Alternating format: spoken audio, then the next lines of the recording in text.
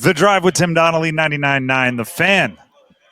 From live at the Hilton, right? We're at the Hilton in Charlotte for ACC football kickoff, where we're talking with coaches and players across the ACC today, tomorrow, and Thursday. So we expect to hear from just about every team in the ACC in some form or fashion over the next 3 days, which does set us up quite nicely for our next question in the 99 questions about the college football season series that we've been participating in going back all the way months now. There it is. Get some music going. Appreciate it, Graham. The question for today is simple, and it's a good time to have it because there's no ACC players currently within our earshot. Not yet. Who's the best player in the ACC? I thought we'd keep it simple, but not easy, right? It's a tough question to answer, but it is one that, like, even the most non-sports fan can understand. Who is the best player in the Atlantic Coast Conference? And I thought we'd start with a little bit of guys naming guys, just players who ran through your mind when you were thinking of this. I did entertain Patrick Payton, an edge rusher from Florida State. Okay. He is. I remember last year at ACC kickoff, Jared Verse was walking around, and it was like, oh, that's what a first round edge rusher looks like. Oh yeah, he looked the part. I think Patrick Payton's going to kind of play that same role for Florida State this year, where it's just, yep, okay, NFL's going to like that. But he was not my choice. Okay. Barrett Carter, linebacker, Clemson. We'll talk to him on Thursday, by the way. We are going to talk to him on Thursday, and if you're looking for best defensive player in the ACC, I think he would be on the short list. Not my choice. Feel free to jump in with especially because there's so many guys that left. Like Verse is gone, Mm-hmm. Peyton Wilson's gone, Jeremiah Trotter's gone, Cedric Gray is gone. Like there's a lot of first team all ACC guys that are no longer playing in college. They're in the NFL in some way, shape, or form. Yeah, they're not in a cubicle anywhere. They're getting ready for training camp. Yeah, like exactly. They're fitting their helmets right now. I thought about and I know this is probably too early, but I think sometimes it's like a stock, right? It's better to be early than late. I thought about throwing Casey Concepcion, wide receiver, NC State, in there because of his versatility and because of what he was able to do last year. But not where I'm going with it.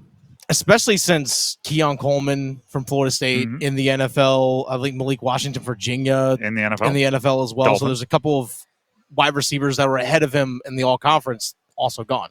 Also, NC State wasn't able to get him the statistics to go up against guys like Keon Coleman and Malik Washington.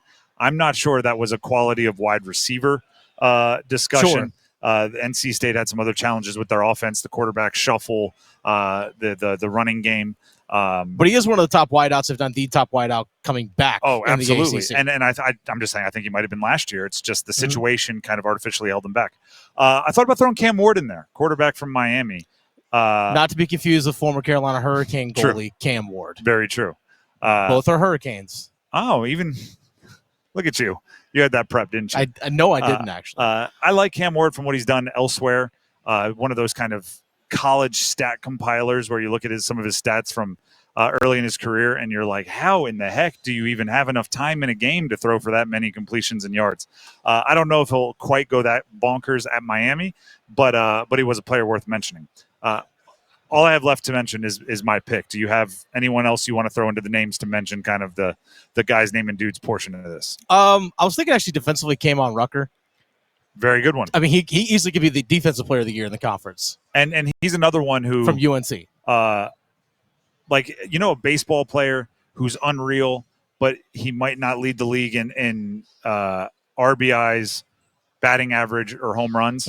So I call it the back of your trading card statistics. Yeah. So it's like if you're the best at on-base percentage and you're like a phenomenal defender in the field. Gets a lot of stolen bases. Yeah. It's like, yeah, but we can't give you the individual award because you're not good at these random three statistics that are the ones we've cared about since 1847. Kamon Rucker as an edge rusher is great at pressures. Near the top of the league in like quarterback hurries but he doesn't quite get home enough for the sack. Yeah. And as a defensive player in the front seven, it's very difficult to be kind of seen as one of the tops in a conference unless you get that, you don't have to get 15, 17 sacks, but 10. Like that double digit just kind of makes everybody, it's like getting 100 RBIs. It's like, okay, now you can be an MVP. Yeah. Even if you're on base, 600% of the time. Just give me give me that 100 RBIs just so I feel okay with it. You pressure the quarterback on 60% of your rushes. Give me 10 sacks just so then I can appease the peanut gallery. So that's where I look at a Kamen Rucker. If he gets home more, if he gets the quarterback on the ground more, could easily be a defensive player of the year in the ACC. But I'm actually going with his teammate for best player in the ACC. I know who you're going with this. And we're going to talk to this guy later in the week as well. Yeah. Omarion Hampton. That was my pick. I've said this for the last couple of weeks. It is going to get boring how often he is the answer to a question. But I was saying that for when we ask questions about UNC.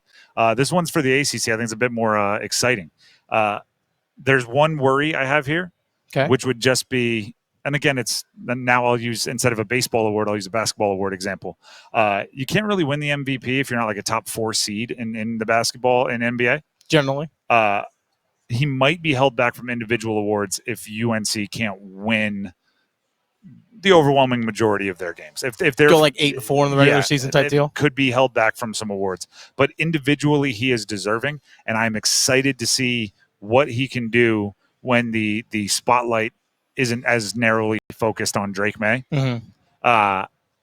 That is going to be a star-making turn for him. Even if he isn't a ton better than last year, his production isn't a ton more, it's going to seem like a lot more because we're not watching the highlights for what Drake May's doing. We're going to be watching the highlights for what Omarion Hampton's doing. I think anytime that Mac Brown gets a tap on the shoulder from Omarion Hampton, say, hey, coach, I need a breather, be like, take 2, because that guy's going to get the rock 25 times a game this season in some way, shape, or form, whether it's 19 carries, 6 catches, or just straight 25 handoffs. The guy's going to touch the ball a ton because, like you said, there's so much uncertainty. We don't even know. Does UNC even know who their starting quarterback is going to be? We're not entirely sure what that situation is going to look like. We'll talk to Mac Brown about it later. We'll ask him on Thursday. We'll ask him on Thursday. But I think when you look at some of the other top running backs and playmakers in the ACC from last year are gone. Like Jawar Jordan from Louisville is in the NFL. Speed. Trey Benson from Florida State is in the NFL. Speed. There's what's his name? LaQuint Allen from Syracuse, who was second team All ACC. I believe, remember correctly, he's back this year. But look at all the other guys like Jordan Travis, no longer at Florida State. He's graduated. Drake May is gone.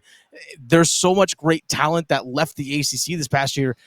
And he was first team above with all these other guys himself as it was. So he's really one of the few first team guys that's actually back in the entire ACC. It would not shock me that next week when we have the ballots or the teams are announced for preseason all conference, that he isn't picked to be preseason ACC player of the year. It would not shock me one bit. And that's not just us talking.